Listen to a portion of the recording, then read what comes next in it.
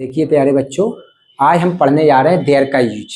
बहुत ही आसान तरीके से मैं आपको बताऊंगा कि देयर का यूज कैसे किया जाता है।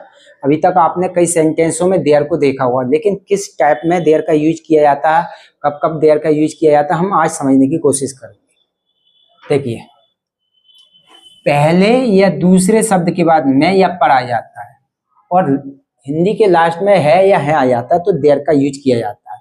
सबसे पहले देयर आता है, फिर हेल्पिंग वर्ब के रूप में इज या आर लिया जाता है। यदि एक चीज की बात हो रही है, किसी एक वस्तु की बात हो रही है तो इज लेंगे, और एक से ज्यादा की बात हो रही होती है तो आर लेते हैं। ठीक है, इसके अलावा यदि किसी सब्जेक्ट, किसी हिंदी की लाइन में कोई सब्जेक्ट नहीं है तब भी हम देयर का यूज करते हैं। तो देखिए ये बनाते हैं, कमरे में मेहमानों के बैठने के लिए कुर्सी नहीं है। तो देखो पहले शब्द के बाद मैं आ गया, पहले या दूसरे शब्द के बाद मैं या पर आना था तो मैं आ गया तो देयर आएगा सबसे पहले।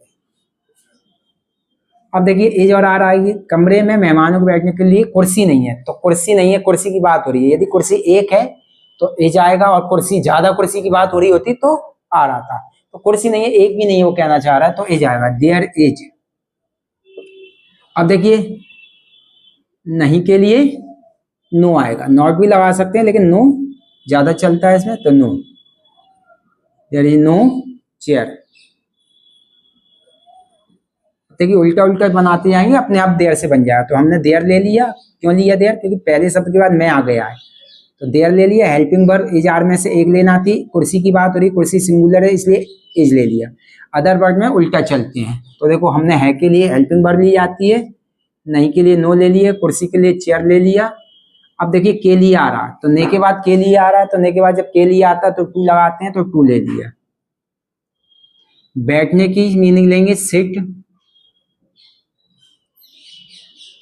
अब वर्ब के बाद ये वर्ब है, वर्ब के बाद ऑफ आता नहीं है, इस कंडीशन में फॉर लेंगे, फॉर गेट्स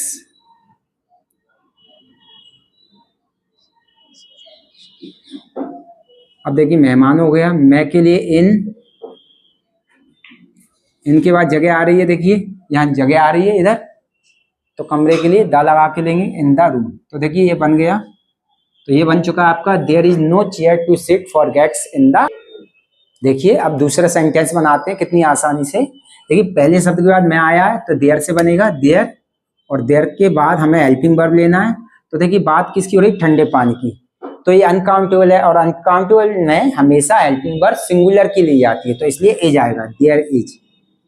अब उल्टा चलेंगे, है के लिए आती है हेल्पिंग वर्ब, नहीं के लिए नो, देयर इज नो।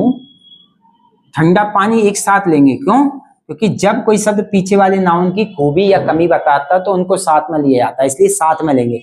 ऐसा नहीं ले सकते वाटर कोल्ड, तो कोल्ड वाटर लिया जाएगा क्योंकि ये शब्द पीछे वाले शब्द की खूबी बता रहा है, इसलिए एक साथ लेंगे इन दोनों शब्दों को, कोल्ड वाटर।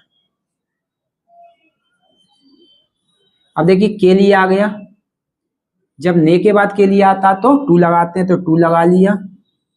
बनाने की मीनिंग ली जाएगी मेक। इसके बाद देखिए शिकंजी को लेमन जूस बोलते हैं।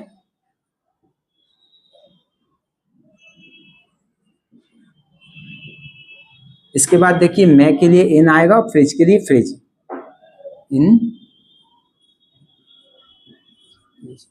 देखिए कितनी आसानी से बन गए। लास्ट देखते हैं, मेरी क्लास में 8 लड़के और 4 लड़कियां।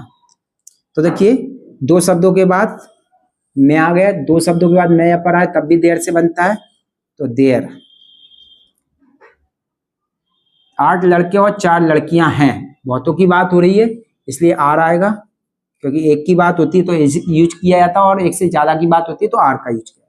अब देखिए 4 लड़कियां तो 4 गर्ल्स एंड 8 बॉयज, या फिर ऐसे भी ले सकते हैं 8 बॉयज एंड 4 गर्ल्स। तो मैं ऐसे ले लेता हूं सीधे ही, क्योंकि और से जब शब्द आगे पीछे के जुड़ते हैं तो एक साथ लिया जा सकता है इनको। तो 8 बॉयज एंड 4 गर्ल्स। इसके बाद देखिए मैं के लिए इन, और मेरी क्लास के लिए माय क्लास। देखिए इस देयर से आप परेशान थे किस प्रकार से यूज होता है, आप आज मैंने आपको बता दिया, आप आसानी से बना पाएंगे।